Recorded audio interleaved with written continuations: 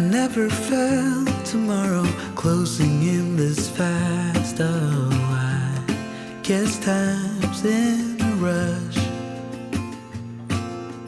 Leaves are falling down, but at least they grow back, while I'm on a one-way track. Now I know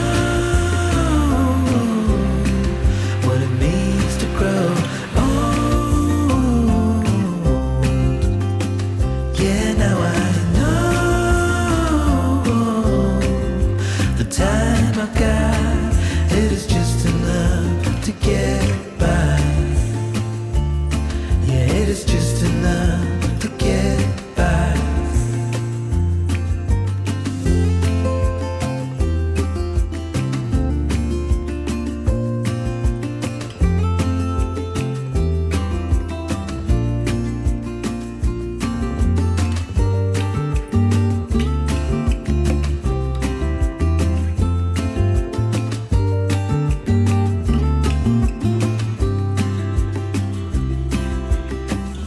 Sometimes I understand I'm making all the wrong demands in life. It never pays in the end,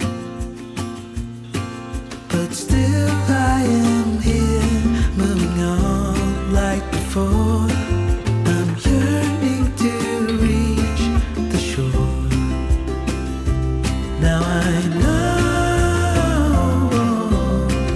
what it means to grow.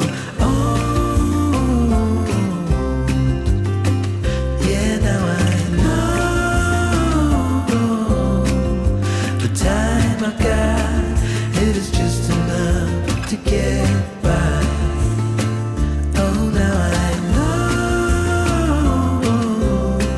what it means to grow old. Yeah, now I know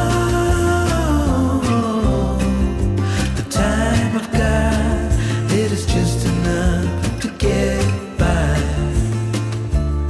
Yeah, it is just enough to get by.